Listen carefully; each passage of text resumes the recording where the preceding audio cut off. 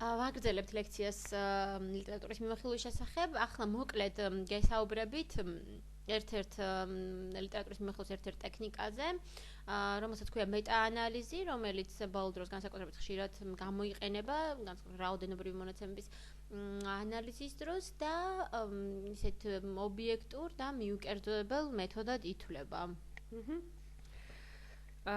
მოკლედ რა არის მეტაანალიზი და რით განსხვავდება ის ტრადიციული ლიტერატურის მიმოხილვისაგან?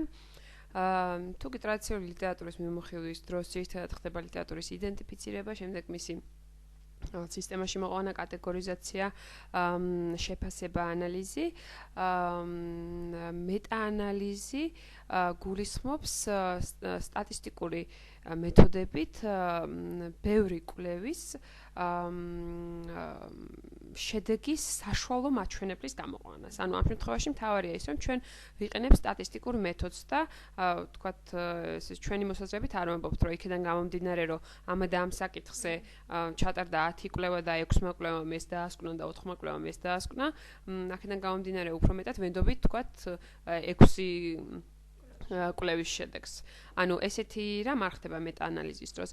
მეტაანალიზის დროს თითოეულ კვლევის შედეგი არის მნიშვნელოვანი იმდენ რამდენადაც უნდა განისაზღვროს მისი ზუსტი ეფექტის ზომა, უბრალოდ ეფექტის ზომა შეიძლება განსაზღვრული იყოს თვითონ კვლევარის მიერ, მოცემული იყოს ამ კვლევაში და შემდეგ ეს ბევრი სხვა კვლევის ეფექტის ზომას ავიღებთ და გამოვიყვანთ მის საშუალო მაჩვენებას.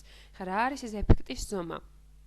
ეფექტის ზომა არის, როგორც თვითონ სახელწოდება მიუთითებს, თვითონ კვლევის ჩატარებული კვლევის, აი მაგალითად რაიმე ინტერვენციის ეფექტი როგორი იყო? აი ვთქვათ ექსპერიმენტულ კვლევაზე რომ მოვიყვანოთ მაგალითი.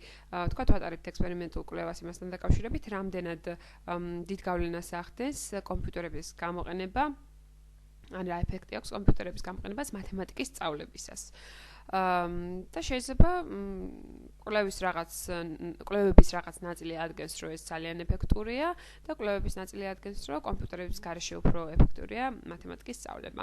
მაგრამ მნიშვნელოვანია შევხედოთ ამ თითოეული კვლევის ეფექტის ზომას.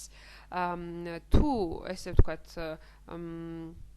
ინტერვენცია რაზეც ჩატარდა, მაგალითად აი კომპიუტერები შეიტანეს, თქვათ ერთ კლასში, ხო?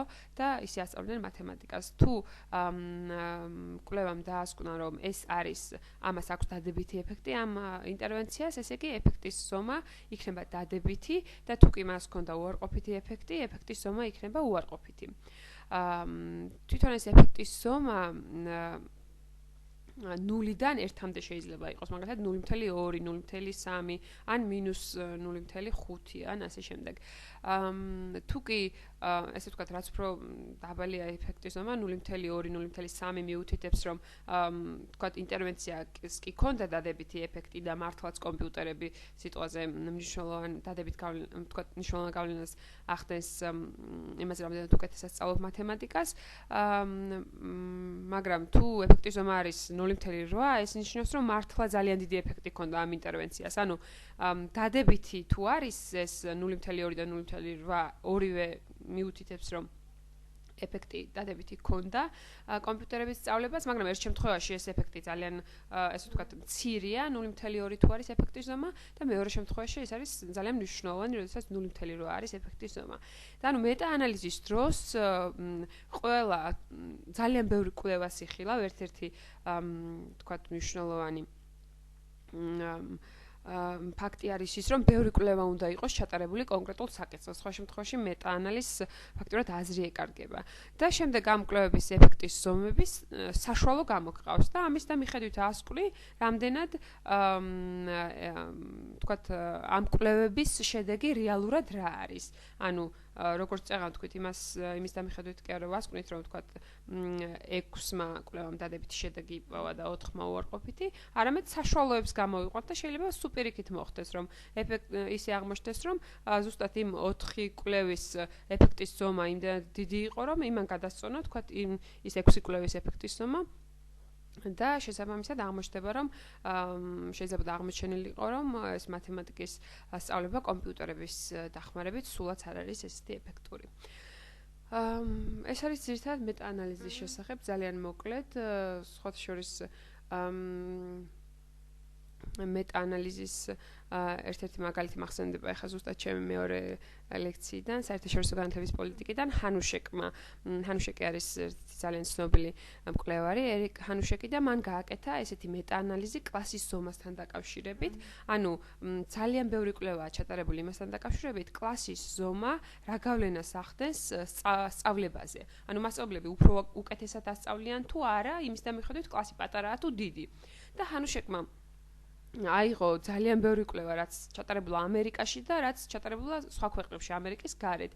და ასკვრის ესეთ რაღაცას, რა თქმა უნდა, მან ესე ვთქვათ, მეტაანალიზი გამოიყენა და ესე ვთქვათ, სტატისტიკური მეთოდებით გააკეთა ეს შეფასება და ასკვრის ესეთ რაღაცას, რომ კლასის ზომა სინამდვილეში არ აქვს გავლენა იმაზე, რამდენად უკეთესად ან უარესად ასწავლის მასწავლებელი. კლასის ზომა შეიძლება იყოს დიდი და საკმაოდ ეფექტური იყოს მასწავლებელი, ან შეიძლება იყოს პატარა და მასწავლებელი მაინც არ იყოს ეფექტური. შეგიძლიათ ეს კვლევა ნახოთ, სხვა შორის ინტერნეტშიც არის საკმაოდ საინტერესო მეტაანალიზს გვთავაზობს. ეს იყო მეტაანალიზის შესახებ მოკლედ ან ჩვენ ვისაუბრეთ ზოგადად ლიტერატურის მიმოხილვაზე და რამდენიმე ტექნიკაზე, როგორ შეიძლება ლიტერატურის მიმოხილვა გავაკეთოთ. ახლა ძალიან მოკლედ გვინდა გითხრათ ციტირების შესახებ და ციტირების წესების შესახებ. თავიდან დავიწყებ იმით, რომ ციტირება არის ძალიან მნიშვნელოვანი ნაწილი სამეცნიერო ნაშრომის შექმნის.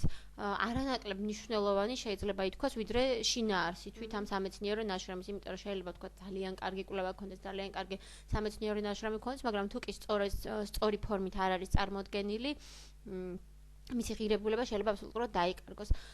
ამ მხრივ მნიშვნელოვანია აღინიშნოს, რომ ყველა ისეთ კარგ უნივერსიტეტს მსოფლიოში აქვს ოფიციალურად მიღებული რაღაცა გარკვეული აკადემიური სტილი.